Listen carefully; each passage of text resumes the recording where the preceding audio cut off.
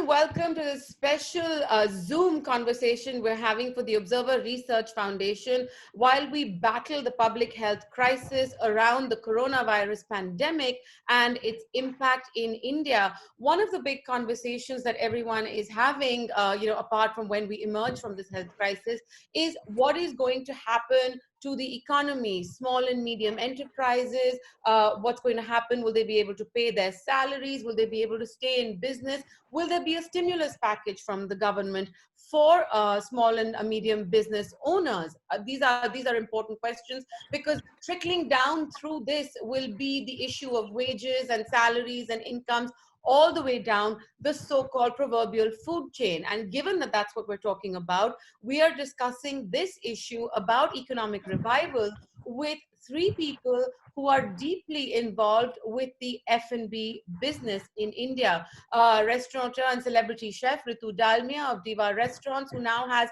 businesses all over the world, including Milan, Ritu, and we'll get to that in a minute. Ashish Dev Kapoor, who set up Yo China and subsequently Whiskey Samba and the Kimono Club. And Anurag Katriyar, thank you so much for joining us, as well as President of the National Restaurateurs Association of India. Anurag, I'd like to start this conversation with you because just before the lockdowns and things like that were announced, the NRAI actually had come up with its own advisory about how restaurants should conduct themselves in these times of social distancing. Was that prescient? I mean, did you anticipate a full-scale lockdown like this? No, I wouldn't say I was expecting a full-scale lockdown, but that decision at that point of time was based out of our concern for the people in general, whether it is my employees or the guests.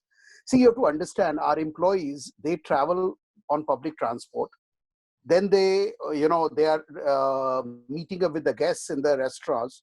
Now, they can not only get infected by the virus, they also run the risk of becoming huge carriers, because if they're traveling on a local train or metro or a bus, it's a huge risk. And while it all started with a very small conversation, towards there we realized that it's not worth our while. We obviously, I was hoping we'll not go for a complete lockdown, but it eventually happened, and happened for good, I would say. We did it purely out of concern for our people. Okay, I'll take that on in just a minute. But Ritu, let me just ask you, because I mean, a couple of things. One is, of course, your own restaurant business in Delhi, and of course the one in Goa. But more importantly, you've not been able to travel to your two properties in Milan right now, because I think Milan felt this brunt of the coronavirus and the lockdowns much before we ever were even talking about it in India. So how have you been coping with this? So now we have, unfortunately or fortunately, 3 restaurants in Milan. And the lockdown there, really, the restaurants went on a lockdown from 25th of February, and the full country went on a lockdown on 6th of March. I have to admit, I was very stressed about the Italy restaurants in the first week of March. And in my head, it was, Italy will not recover, but there's hope for India business. But it's very strange how times change, because for me right now, I think Italy, my business will recover, and I'm not so sure about the India business, because a very big difference between the lockdowns and the closure of restaurants between Italy and India is that in Italy, there's amazing stimulus which is being provided by the government. We all know Italy is not a rich country. It's more or less the second most bankrupt country in Europe. But they have been very clever to ensure that small and mid-sized businesses survive, because that really is the spine bone of the economy. So for example, the salaries of all our staff, 65% is being paid by the government. And on 10th of April, tomorrow, it will be directly transferred into every staff's account from the government. So we only pay, the staff have to take a 20% salary cut. We pay 20% or 15%, and rest is being paid by the government. Day before yesterday, there was a decree which was announced, because, okay, salary is one part of it. The second is the cash flow. So day before, there was a decree which was announced that they will give an X percentage of your turnover of last year as a soft loan to be paid between 6 to 8 years. So every small business, this is for businesses, they have one for under 100, under 50, under 200. So they have made sure that no business goes down because of the coronavirus crisis, and at least there is some stimulus, some help from the government. This, unfortunately, I'm not so sure will happen in India. I'm stuck here in Goa, feeling very helpless, not being able to. I mean, right now, I've never been in a conundrum like this in nearly 30 years of my career, I have to admit.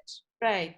So, okay, I mean, I just want to take that to Ashish as well right now. Ashish, it's a very interesting thing that Ritu's mentioned, which is that, her concerns that she had in like end of February, early March, are now not the same as they were because, in Italy, the government is providing stimulus packages. They're looking at revival, helping companies with soft loans. I believe the United States is also doing something like that, especially in places like New York City, which have been really badly hit, where the government is actually giving business owners a loan just to pay out their salaries for the last month, even though businesses have been shut and there are hourly wages to be paid. What is your suggestion to the Indian government, and is it for separate state governments, is it for autonomous bodies, or are you looking to the central government to consider F&B, which is traditionally seen as somewhat more elite, as sort of a driver of fueling consumption demand down the line, which will then boost the economy further? Maya, I think as a restaurateur, I run a couple of restaurants in Bombay, Delhi, Goa. Firstly, restaurants in India are state subjects. So yes, we are very dependent on individual state laws. I think what Ritu's brought up as what Italy is doing is really two pillars of the problems that we face and will face. One is the cash loss during the time that we don't resume operations. So while the lockdown persists and while the restaurants are shut, we don't have limited revenue, we have zero revenue. Right. So with zero revenue, there's a fixed cost that exists. And none of us want to let go of staff. None of us want to withhold supplier payments. None of us want litigation. During the time that we are shut down, there is a certain fixed cost with zero revenue. So I think there needs to be steps to address how part of this fixed cost can be picked up by either the government or, reimbursement is out of the question because it's a cash flow issue.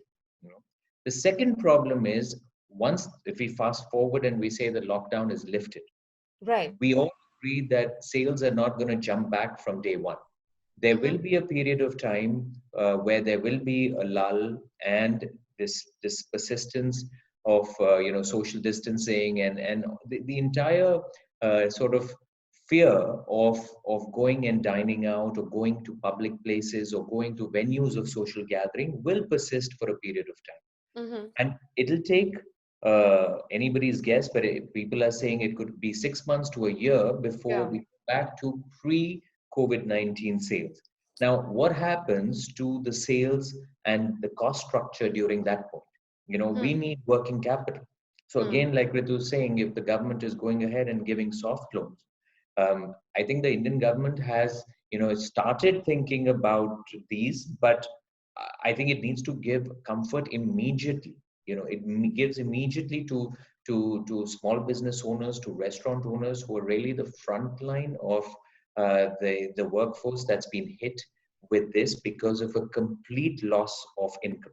So I think there needs to be a clear-cut idea to address while you're shut, and once you open, how do you combat low sales? Right. So let me just bring that back to Anurag, because Anurag, since the lockdown began on the 23rd of March, the big question, the big concern, and all the attention has been on this issue of, migrant labor in big cities trying to get back to their villages.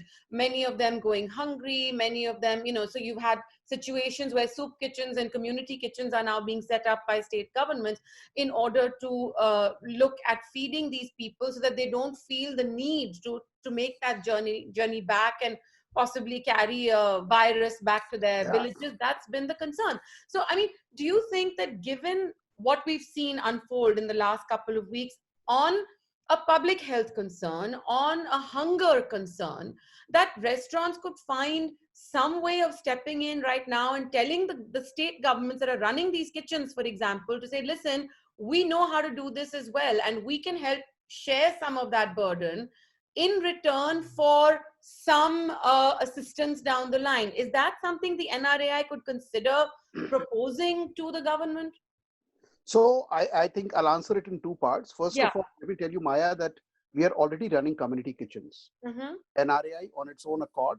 Of course, we are in touch with the government bodies, and we are running it across 4 cities right now: Delhi, NCR, Mumbai, Bangalore, and Calcutta.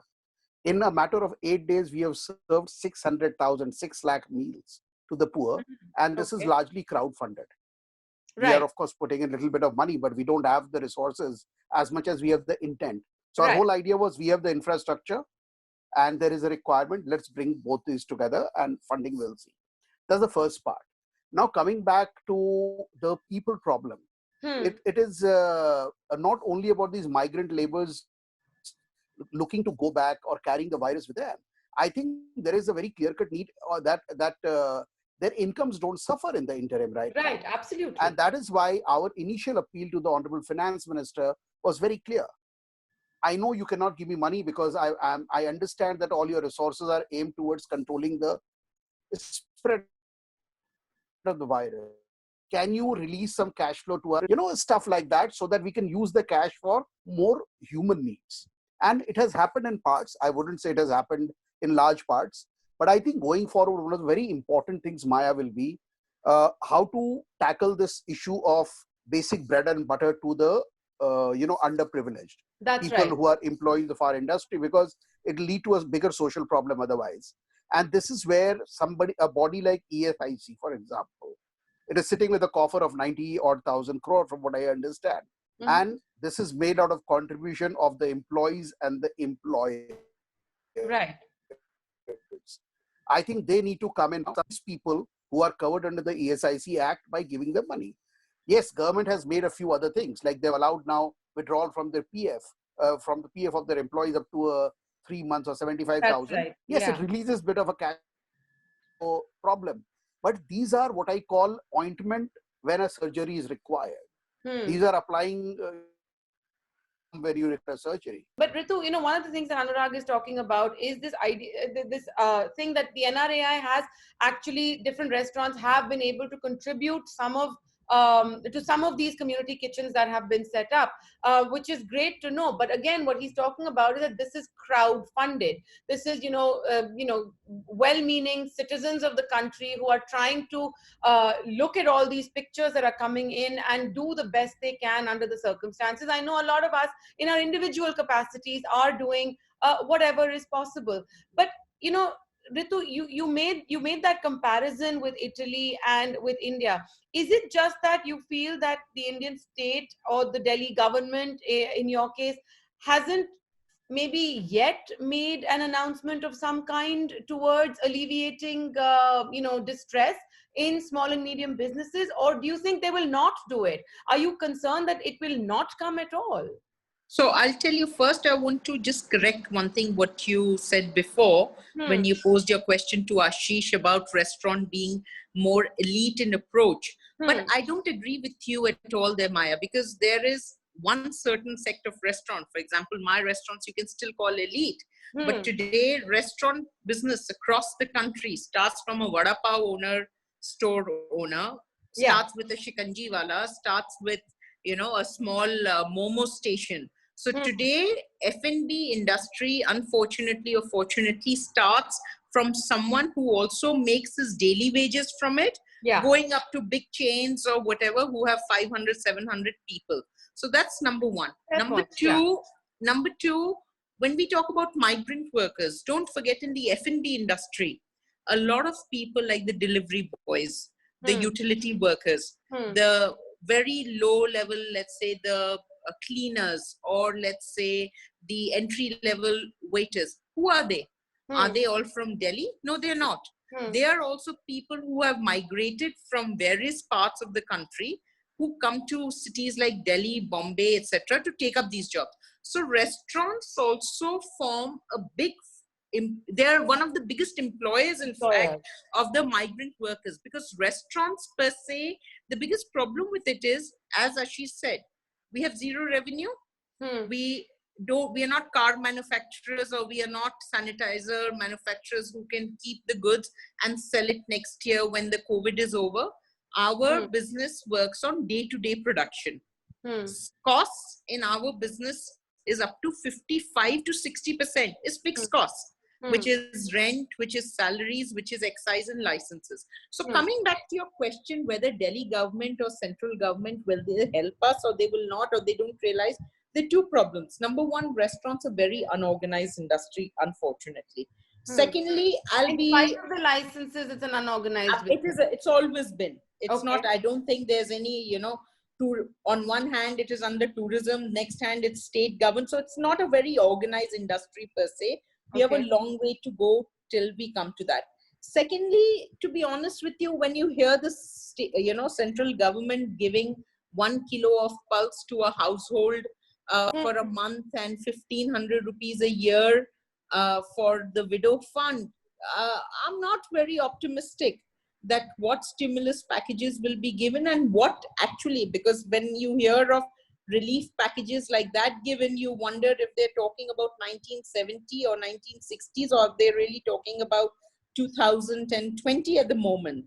So it is really, I don't know, I'm not very hopeful, but if they don't do something, they're talking about huge salary cuts, huge employment loss. And today, Indian restaurant, in fact, Anurag can correct me, I think the restaurant across the country, 7 million, 8 million people, Anurag. How many people does restaurants hire across country, more or less? 0.3. It's about 7 to 8 million people. Yeah.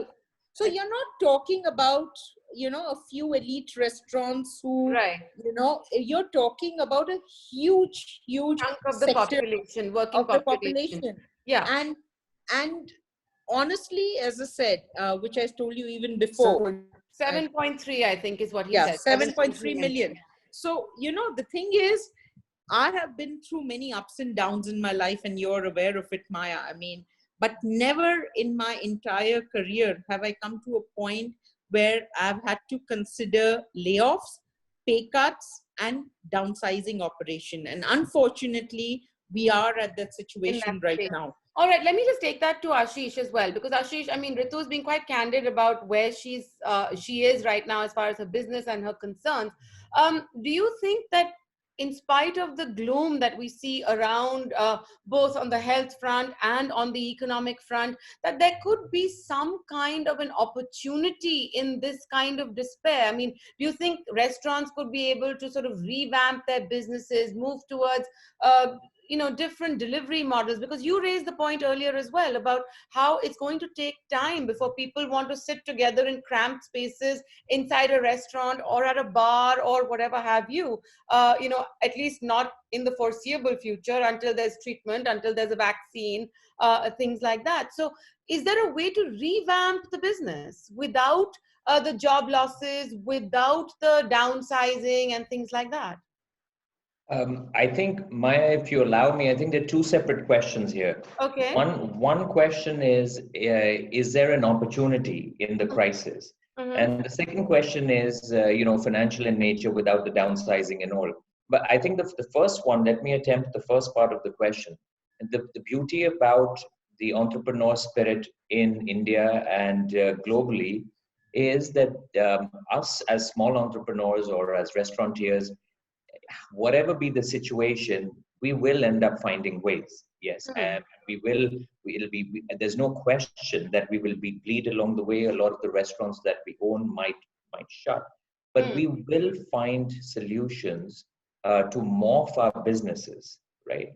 I've been talking to a lot of chefs, and I think Ritu will also agree, in Europe, a lot of Michelin star chefs are today talking about gourmet deliveries.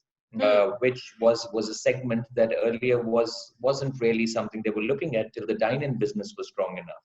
So will new models emerge? Absolutely they will, but we just need to make sure that if we don't break our back getting to the new models, and there's as little collateral damage along the way, And I think, the reality is that what we are suffering today in India is something that, be it Italy, be it the US, all global restaurateurs are suffering in their respective cities. So very frankly, if I had to, request the government for anything, what I would say is here are 4 best practices being followed in, be it Milan, London, New York, Sydney, wherever, and say, listen, this is not rocket science. Hmm. All of us are small business owners. All of us are really the spine of the economy. We do employ an entire ecosystem. This Hmm. is what the rest of the world is doing. Hmm. And why don't we see which of these is the most feasible and Hmm. adopt one of these solutions to as far as possible and run with it?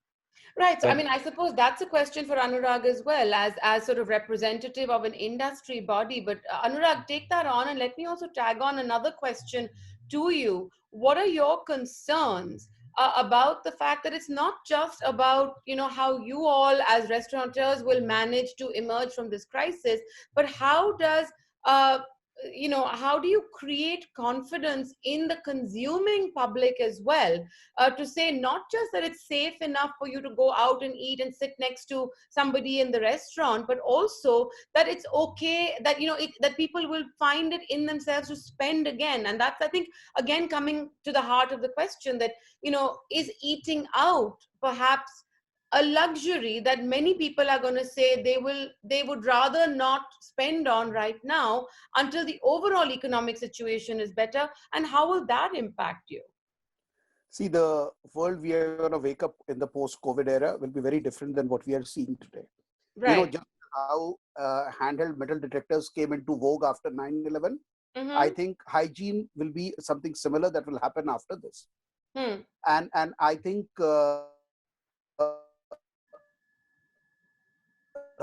right from the time you receive your of everyone, whether it's your employee or the guest, everything will see a change of rules. That's about Hmm. hygiene. How to build confidence, it's going to take a long time. Please understand Hmm. there are 2 problems staring at us.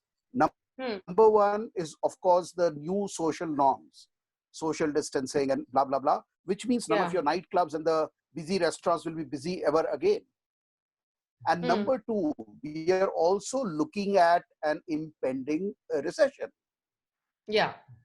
You made 2 very important points. One is about social distancing and social norms, and the other one is public confidence and being able to spend again. Because at the end of the day, if the public doesn't know where its next paycheck is coming from, they're unlikely to be eating anything but what they can sort of rustle up at home.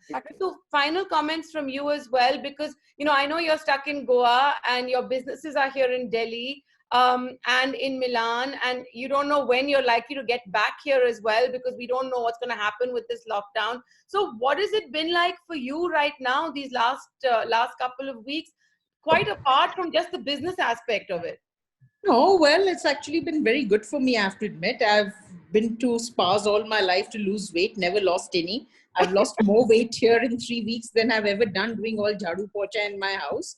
Well, business part, at least I'm not just thinking of the negative, also like Ashish, looking at new opportunities, what could be possible from this crisis. And at the end, I'm a Marwadi, so of course, I will always come up with some solution or the other. And Yeah. also, there's one very interesting thing I have to say. This morning, I think there was an article by the ex-RBI governor, which Hmm. says India always comes up with changes only during crisis. I think it Hmm. was on NDTV something. And I think this is a great, very interesting point also for the F&B industry. Right. Because there's some changes that really needs to happen in the F&B industry. Number one, the excise and the licensing laws, which are still from the 1890s. I mean, it's the highest excise fee anyone pays anywhere in the world for alcohol licenses. Hmm. The rents, which are completely out of sync for the existing situation. So I think it may be also a good opportunity for people to really look at all the things that are so outdated with the F&B hospitality industry and look at it, at revamping it and coming with a solution. Where you talk about people eating out, I have a theory. Yes, deliveries will work, all of it will be wonderful. But a book, you need to feel it in your hands. So Kindle will never give you the same experience as reading a hardcover book. And I think in some ways it's also with eating out. You may have your deliveries, But food, eating out in a restaurant is just not about eating. It's about an Right. experience. It's about bonding. It's about an outing. It's about socializing. And that, even, okay, it will take time, but this is something that will never go away Never from our go world. away. All right, Ashish, final words from you as well, because you know, are you considering like a phased opening when the lockdown lifts? How do you plan to move ahead, as in when we have some clarity about which way we're going as a society? My two thoughts. One is related to the immediate challenges. I think immediately it's about how do we retain staff and still be able to afford them. Right. And once we get back into business, global supply chains are going to be broken. So where do we get produce from? How do we get our migrant workers, like Ritu said, back to the stores from all parts of the country? So I think immediately there's a bunch of problems that we need to deal with. But going forward, I agree. The system needed to get a shock from all aspects. And I think it'll also push us to come up with just higher quality and a more propelling proposition to just keep pushing away at getting people back to the restaurants, because at the end of the day, this is a brick and mortar, a sole business. That's right. And you need to have people come back to the restaurants. So I think as an entire industry, everyone's going to be working together on this effort. And then I'm sure at some point it'll happen, but hopefully it is sooner rather than later. And later. All right, Ritu, Ashish, and Anurag, thank you all so much for being part of this conversation. As we enter a new digital universe and we're all working from home, we're hoping to give lots of people out there who will tune into this later a lot of food for thought. Thank you all for joining me.